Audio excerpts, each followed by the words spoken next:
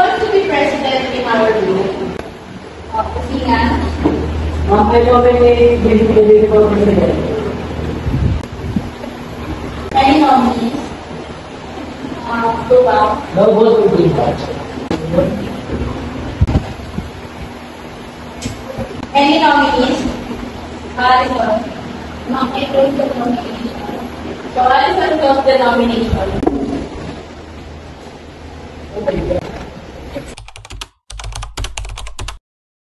Excuse me po, ma'am. The principal records your presence. Okay. Sorry guys, principal's calling me. I will be back shortly.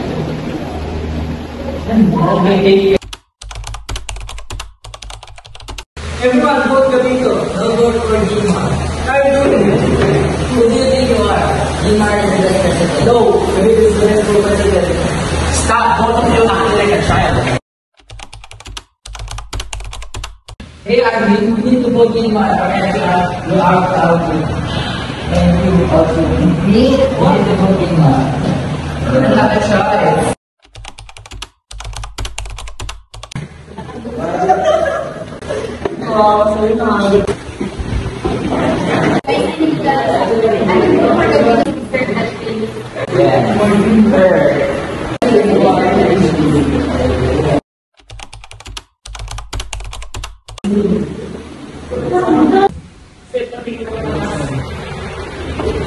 Again, guys.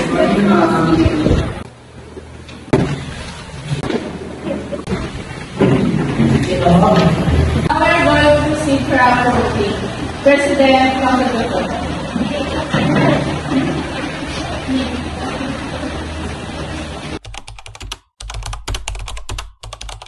Now introduce yourself and what you bring to America. My name is Nitin Capito. If you elect me as your president, you can be assured that you will and also my experience in this field has prepared me to address the challenges and give you some real results.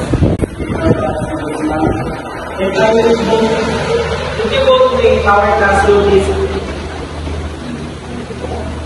clean every day. Okay, class, now we're going to vote now. Vote in favor of the voting.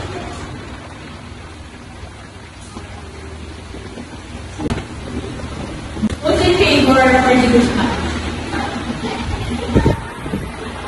Ano ito? Saan? Vote in favor for the Guzman. So we have our new president,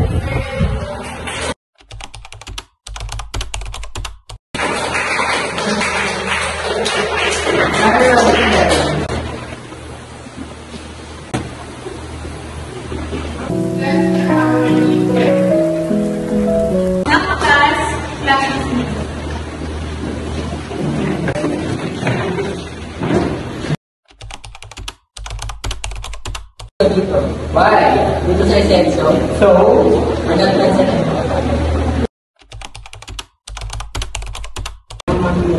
congratulations.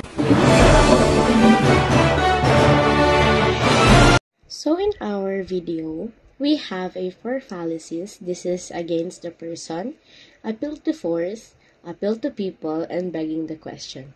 So now let me explain to you. First fallacy, against the person. This fallacy has 2 different beliefs. So in our scene, against the person is when Gasingan talked back with Tubang that they not same nominee for president. Second fallacy is appeal to force. This fallacy is using force to agree the other people and using some threat words. In our scene is when Tubang forced Loyola and Sanico to vote for Jinmar.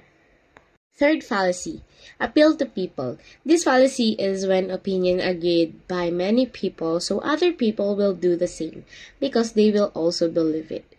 So in our scene is when Alison said that she will vote for Gabito, so other classmates vote for Gabito also. Fourth fallacy in our scene is begging the question. This fallacy asking questions many times to prove something. In our scene is when Tubang begged why Sunico vote for Gabito, even he said before the voting that he would vote for Jinmore. But Sunico ignored Tubang, and Tubang asked again. But again, Sunico ignored Tubang. That's all for our fallacy. We use 4 fallacy in our scene.